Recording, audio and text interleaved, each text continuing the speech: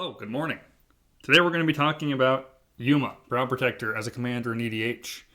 I've been really drawn to Yuma ever since it came out in Outlaws of Thunder Junction. It's got 3 abilities, and the first ability says Yuma costs 1 less to cast for each land card in your graveyard. Whenever Yuma Proud Protector enters the battlefield or attacks, you may sacrifice a land. If you do, draw a card. And its final ability, whenever a desert card is put into your graveyard from anywhere, create a 4/2 green plant warrior creature token with reach. So the way I've built this deck is that there are 3 points each card facility sits into. The first one is the cost reducers for Yuma. Now to do that, you just need to put cards from anywhere into your graveyard. And not just cards, specifically lands into your graveyard. Second ability, whenever Yuma enters the battlefield or attacks, you can sacrifice a land, and if you do, drawing a card. So the idea here is running protection, running haste givers, running ways that Yuma can sacrifice lands that allow you to draw cards and keep going on through your deck. And the final ability is whenever a desert card is put into your graveyard from anywhere, creating a 4/2 green plant warrior token with reach. Now, what you do with this, you're going to have to run a couple of deserts. The idea here is you're going to want to run something that benefits off of 4 power creatures entering the battlefield, or running things that allow tokens to multiply, or running something that allows you to put cards from your library into your graveyard, from your hand into your graveyard, while still allowing it to use those benefits. And since this is such a very heavy graveyard themed deck, we're also going to run a lot of stuff that allows you to play from your graveyard. So, with that being said, let's actually run into the deck tech itself. First, we're going to start with a command tower, just because it's the best land in the game for commander. Next, we're going to run each of the on-color fetch lands. These allow you to put a land into your graveyard to reduce the cost of Yuma, and allows you to thin your deck of lands, which we're running 39 of, so you can draw more gas. For our fetchable targets, we're going to run the Tri-Land, and we're going to run each of the shock lands that are in our colors. I also suggest running the Surveil lands. I just haven't shelled out for them yet. But and an amazing addition for this deck, allowing you to look at the top card, put lands into your graveyard, allowing you to filter through your deck for better draws. And finally, we're going to run 2 of each basic land type in our colors. So 2 forests, 2 mountains, 2 plains. So this next section of lands are what I'm going to call game impacting lands. They're game impacting because they do an ability that is not just a mana ability and will have some form of effect on the board state. The first one is a Dryad Arbor. The importance of Dryad Arbor is that it's a creature in itself. It is a forest Dryad creature. The benefit of it being a forest is that I can search it up with any of my fetch lands that allow me to search for a forest, or any of my ramp spells that allow me to search for a forest, and I can put it onto the battlefield. If you use a fetch land to look for this Dryad Arbor, you can put a creature on the board in instant speed if you need a blocker in dire situations. So you can fetch up a Dryad Arbor on an opponent's turn after they've declared attackers to put a Dryad Arbor on the board to block. Very useful in situations. Next is a Rogue's Passage. I use this to give protection to Yuma whenever I am attacking. That way I can get its land sacking and card drawing ability. Next, Yavimaya Cradle of Growth. This allows me to fix for forests. It allows every person's land to be a forest. I don't have any forest walking creatures. It's something you can implement into your own build as well, but it allows for green fixing. Next, Lotus Field.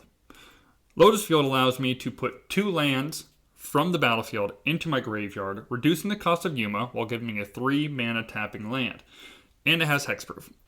The other benefit about Lotus Field is I do run Spelunking and other cards that allow me to untap or make lands enter the battlefield untapped.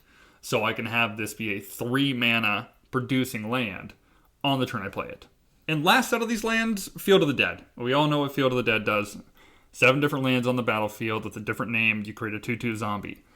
In this deck, it is a busted card. It should probably be in the finishers or win con facility, but it's just going to sit here as a game-changing land because that is exactly what it does.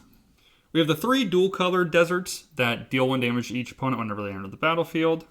We have the 3 deserts that have an activated ability. Next, we have the cycling deserts. The cycling deserts are very good in Yuma because I run cards like Life from the Loam, which allow me to bring these deserts from my graveyard back to my hand, allowing me to cycle them again, getting another 4/2 plant warrior token and draw a card.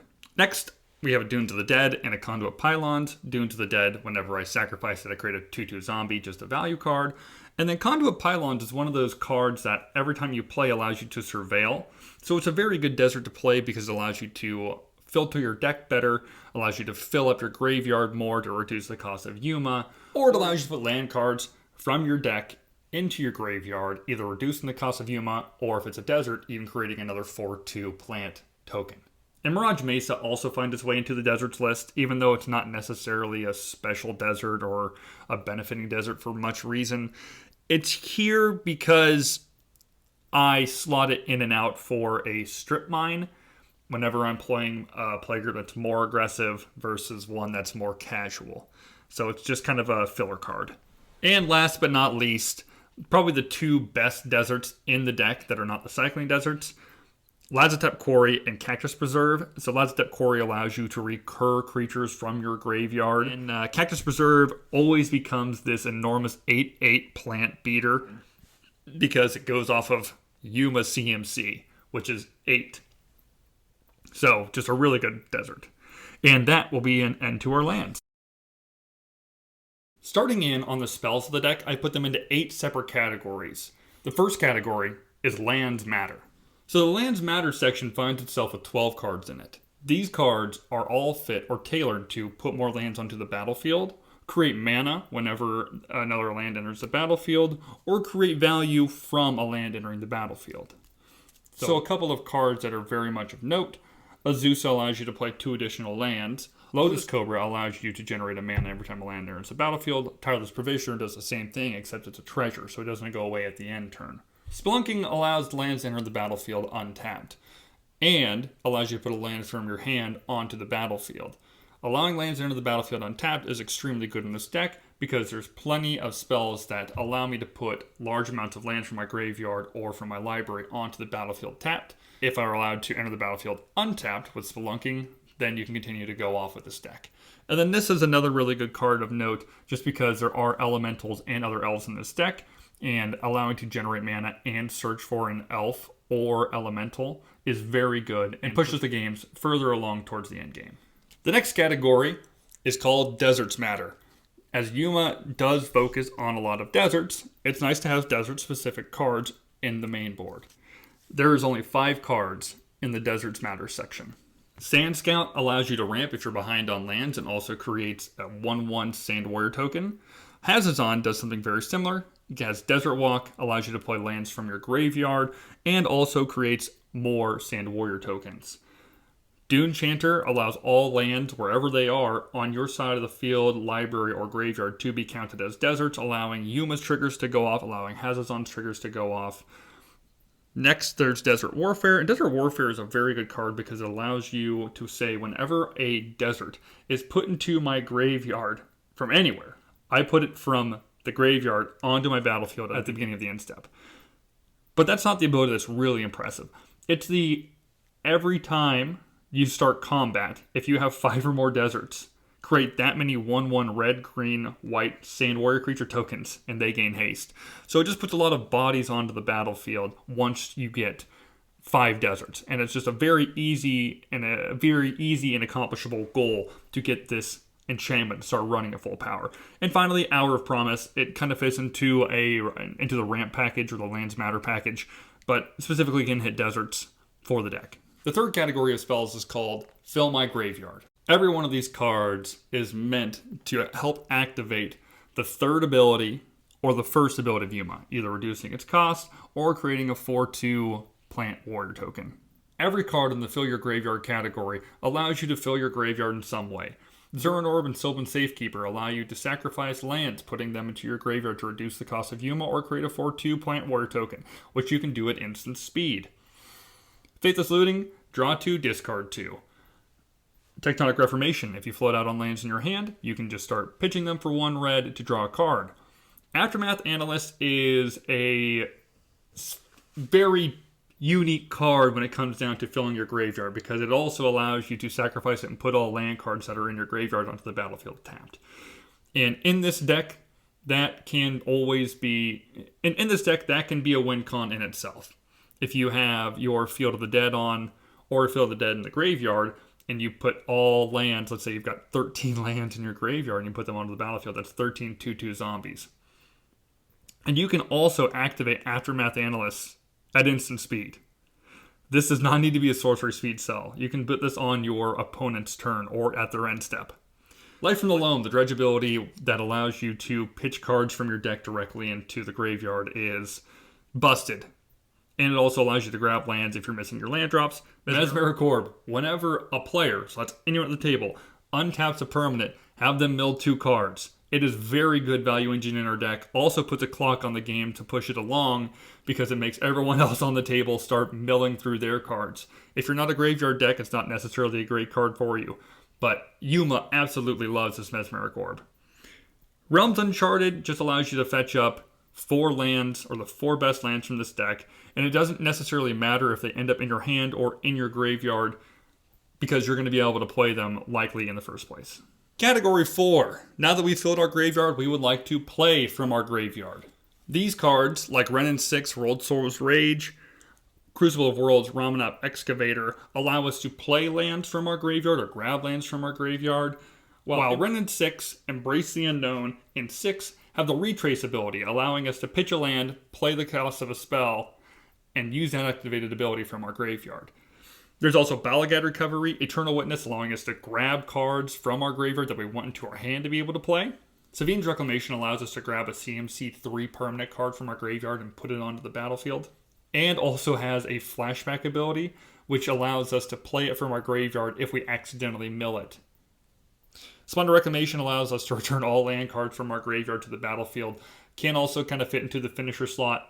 It's a very good ability, very powerful since we're going to be pumping our graveyard a bunch. And last but not least, an Icetail Explorer, which allows us to play an additional land, giving us a Crucible of World effect, and allows us to continuously mill our library and put it into our graveyard for more value.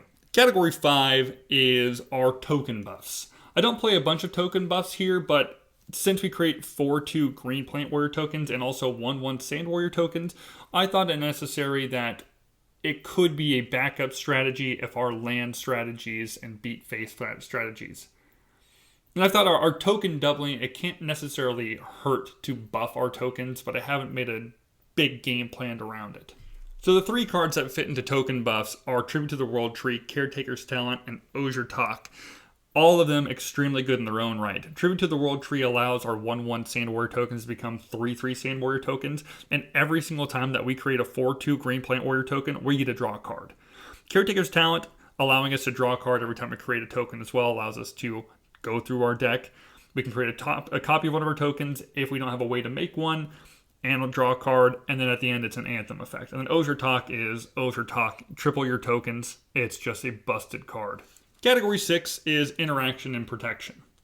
For targeted removal, we run Path to Exile and Swords to Plowshares, allowing us to exile the biggest threats on the board. Vandal Blast is played to remove a specific artifact that's a problem, or all of the artifacts our opponents run. For board wipes, we run Auster Command and Blasphemous Act. Having 2 board wipes on board, we are usually pretty good at rebuilding since we play from our graveyard. Protecting our graveyard, we run Endurance. A lot of people run Endurance to get rid of other people's graveyards, but I've found it's extremely beneficial to run Endurance with the idea that if someone tries to target our graveyard, we're not going to lose all those lands we worked so hard putting into it. We can just shuffle them back into our library and re-go through our deck's process of putting them back into the graveyard.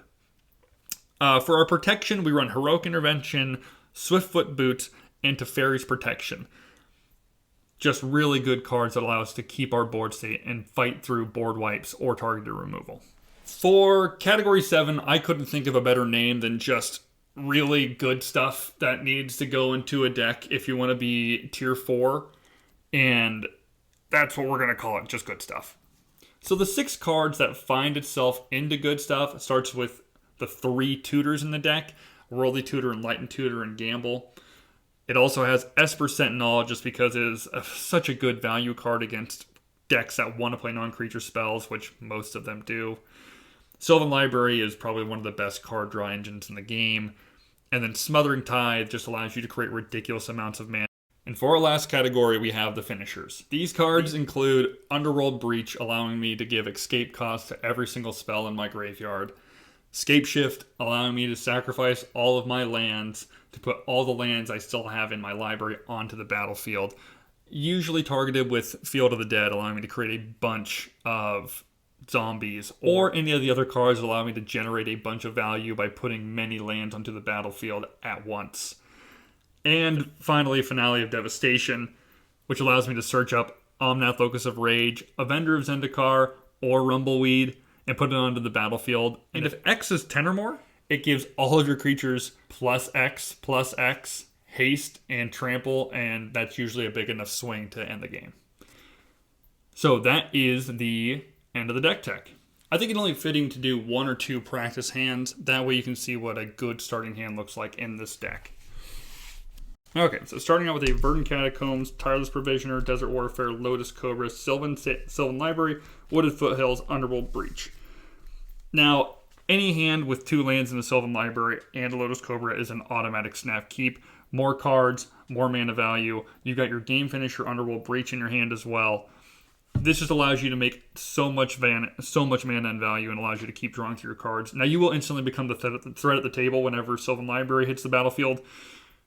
But you're going to play your cards, you're going to do what your deck wants to do. That's a snap keep. Okay, now let's go into a second opening hand to see what other variations of starts can look like.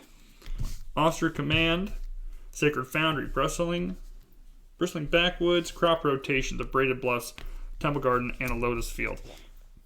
This is a very slow hand. 5-lander is not necessarily what we're looking for here.